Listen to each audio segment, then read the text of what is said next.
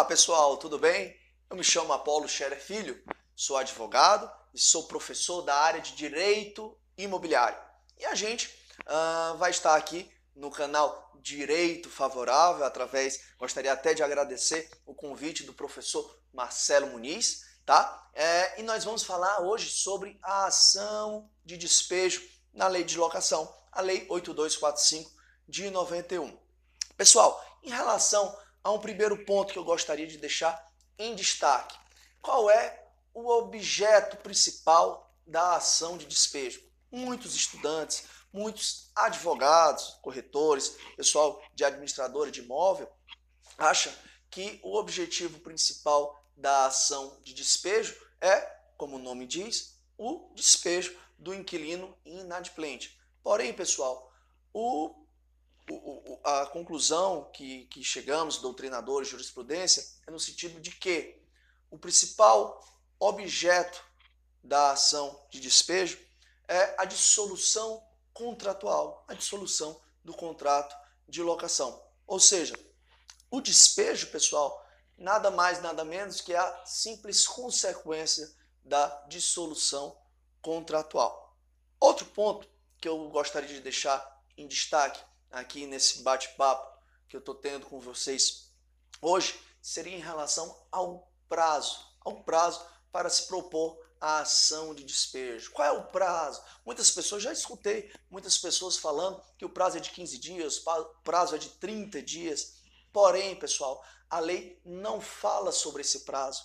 Ou seja, a partir do momento, no dia em que o inquilino era para ter pago o aluguel, no dia seguinte eu já posso ingressar com a ação de despejo, certo? Muitas pessoas têm essa dúvida, existe essa lenda, tá? Relacionado ao prazo, alguns falam 15 dias, 30 dias, já ouvi falar até de 3 meses, porém é só mesmo, pessoal, uma lenda, nada disso. A lei de locação não fala de nenhum desses prazos. Posso ingressar com a ação de despejo no dia seguinte, tá certo? E um outro ponto que eu gostaria de deixar claro aqui é relacionado a: será, pessoal, somente pode ingressar com a ação de despejo somente para inadimplência de valores? Ou seja, só quando o inquilino está devendo o aluguel, quando está devendo o condomínio? Não. O artigo 59 traz uma série, elenca, certo? Hipóteses em que é cabível a ação de despejo. Por exemplo, quando se tem uma sublocação e acaba a locação principal, termina também a sublocação. É aquele negócio, acabou o principal, termina o acessório também. Então, cabe aí, caso o sublocatário não queira sair do imóvel, cabe a propositura da ação de despejo, certo? Então, existem outras hipóteses, não só a falta de pagamento, para se ingressar com a ação de despejo. Outro ponto que eu gostaria de deixar destacado aqui com vocês é relacionado aos aspectos processuais da ação de despejo, previsto no artigo 58. E a primeira observação que eu gosto de trazer é relacionado ao foro competente. Qual é o foro competente da ação de despejo? Muitas pessoas acham que é somente o foro da situação do imóvel. Porém, não é, pessoal. Um dos princípios, certo, que regulam a lei de locação, a lei 8245, é o princípio da autonomia das partes. Então, as partes podem eleger um foro contratual. Ou seja, vamos dizer que a situação do imóvel é aqui em Fortaleza e as partes podem eleger um foro, tá, em São Paulo. Isso não tem problema nenhum, tá certo? Então vamos tirar também dessa lenda que é somente o local da situação do imóvel, podendo dessa maneira, pessoal, as partes elegerem um foro, tá certo? Isso aí mostra que não se trata de uma competência absoluta, trata-se de uma competência relativa.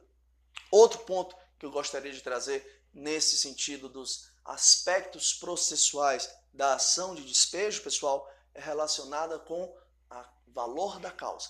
O valor da causa na ação de despejo, de acordo com o artigo 58 da Lei de Locação, é referente a 12 aluguéis. 12 aluguéis. O que é que isso quer dizer na prática?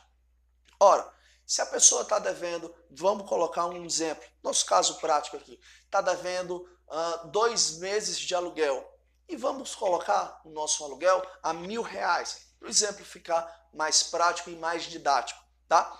Então o valor da causa, sendo o valor do aluguel R$1.000, esse valor da causa vai ser R$12.000. Então, muitas pessoas erram até mesmo nas ações, na propositura da ação, com o valor da causa. Porque imaginam pelo seguinte, está devendo 2 meses de aluguel, então vou colocar R$2.000. Esse valor é o do nosso caso, tá? Então, pessoal, tem que ter essa observação com vocês. O valor da causa numa ação de despejo trata-se de 12 aluguéis, tá certo?